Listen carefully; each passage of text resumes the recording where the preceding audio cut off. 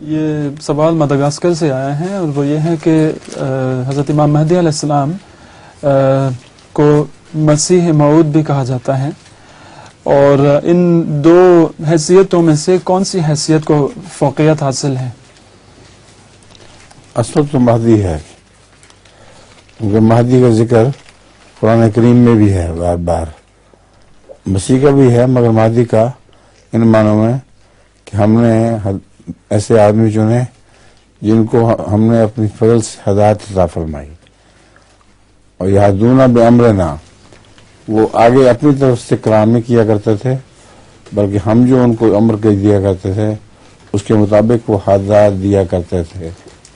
تو امام مہدی کا تصور جو ہے وہ قرآن پر مبنی ہے، اور امام مہدی کو اس لیے میں فضیلت دیتا ہوں کہ امام مہدی حضرت رسول اللہ صلی اللہ علیہ وسلم کا غلام اول نمبر پر ہے اور مسیح بعد میں آتا ہے. تو امام مہدی کو ہمیں فضیلت دینی چاہیے، حضرت امام مہدی. لیکن ہاں حضرت صلی اللہ علیہ وسلم نے امام مہدی کے متعلق جو حدیث سے جو ارشاد فرمایا ہے ویسا ارشاد مسیح کے متعلق نہیں فرمایا. آپ نے فرمایا کہ اگر تمہیں پتہ چلے کہ امام مہدی پیدا ہو چکا ہے تو اگر برف کے پہاڑوں پر سے گزر کے گھٹنوں کے بل چل کے جانا پڑے تو جاؤ اور حضرت امام مہدی کو میرا سلام کہنا. اور رسول کریم صلی اللہ علیہ وسلم نے صرف دو آدمیوں کو سلام بھیجا ہے، ایک اویس قرنی کو جو اپنی والدہ کی وجہ سے آپ سے مل نہیں سکتا تھا، اور عشق کتنا تھا کہ اس کو پتہ چلا کہ جنگ احد میں آپ کے دانت شہید ہو گئے ہیں تو اس نے اپنے دانت بھی توڑ لیے. بہت ہی عاشق صادق تھا لیکن ملا نہیں ایک دفعہ بھی. حضرت کے عشق کا رسول مسیح علیہ السلام کا بھی یہی حال تھا.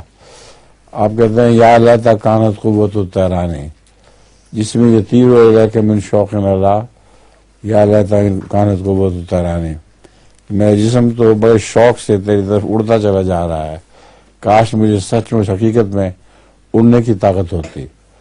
تو حضرت مسیح موعود علیہ السلام اسی لیے حج نہیں کر سکے کہ رستہ صاف نہیں تھا، اور خدا تعالیٰ کے رسول کا حکم تھا کہ اگر رستہ صاف نہ ہو تو تم نے حج میں نہیں آنا. تو بس حضرت مسیح موعود علیہ السلام کے ہم کہتے تو مسیح موعود ہیں. میں یہاں بات ہو رہی ہے مہدی کی. مہدی کے متعلق جو حضرت رسول کریم صلی اللہ علیہ وسلم کی پیشگوئیاں ہیں وہ زیادہ شاندار ہیں اور زیادہ شان کے ساتھ پوری ہوئی ہیں.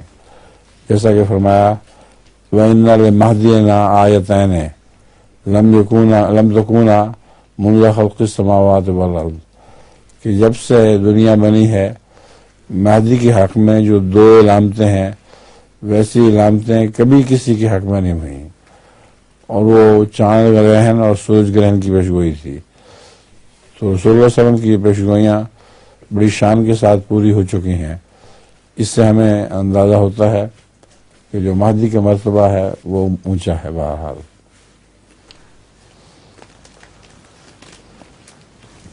واقعتاً قادیان ایک دور کا علاقہ تھا جو انڈو چائنا کا، وہاں سے برف کے پہاڑ پر پیدل گھٹنوں کے بھل چل کے آئے ہیں لوگ. حاجی صاحب ایک ہوا کرتے تھے مجھے یاد ہے، اور ان کے بیٹے کی شادی بھائی بشیر ہمارے خالہ جان کے بیٹے ان کی بیٹی کی شادی ان سے ہوئی تھی. تو اس لیے میں ذاتی طور پر جانتا ہوں کہ کتنی تکلیفوں کے ساتھ وہ لوگ پہنچے ہیں، لیکن رسول اللہ علیہ وسلم کا پیغام انہوں نے آ کے پہنچایا. اور زندگی میں پہلی بار انہوں نے پانی پیا ہے، اس سے پہلے تو چائے پیا کرتے تھے. تو برف کے اوپر سے گزرتے ہوئے چائے بنانے کا انتظام ان کے پاس نہیں تھا.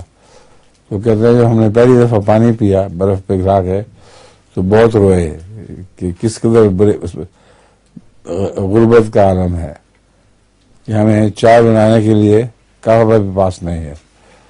तो बहुत ही नेक लोग थे और तकलीफें उठा के हजरत इमाम महदी को सलाम कहने के लिए रबा पहुंचे, कादियान पहुंचे।